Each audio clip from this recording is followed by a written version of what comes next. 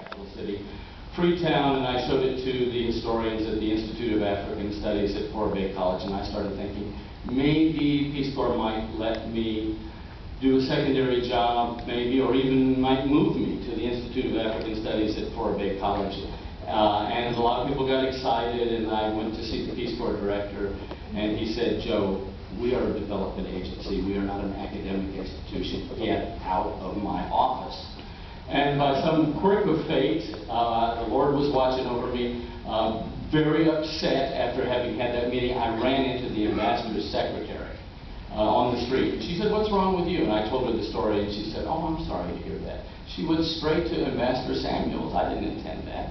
And the next thing I knew, a chastened Peace Corps director invited me back into his office and said, "Let me hear you out, Joe." And I had no idea what happened. And then the ambassador wanted to see me. I was quaking. U.S. ambassadors did not invite scraggly Peace Corps volunteers into the embassy. And the ambassador said, "Joe, what are you doing?" And I explained, and I showed him some of the bits of pottery, and he said, "I'm not interested in that. You need to go look at Bunce Island." And I said, "Well, Ambassador, what's Bunce Island?" He goes, "I can't believe you don't know what Bunce Island is."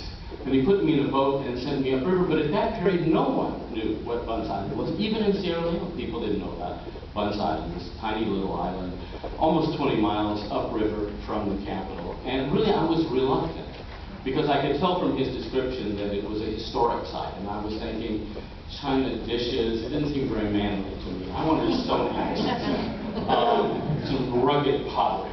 But when I saw the scale of it, a kind of slave trade Pompeii, slave trade ghost town, the scale of those walls, it was impossible not to be absolutely astonished by this mystery. And later, when I learned that a Sierra Leonean historian 50 years earlier had referred to it as a place where history sleeps, there was no turning back.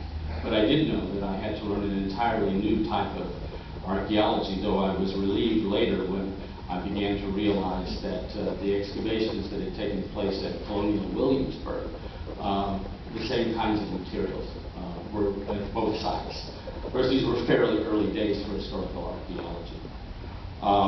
But still, there was a guide for me, at least at that early period.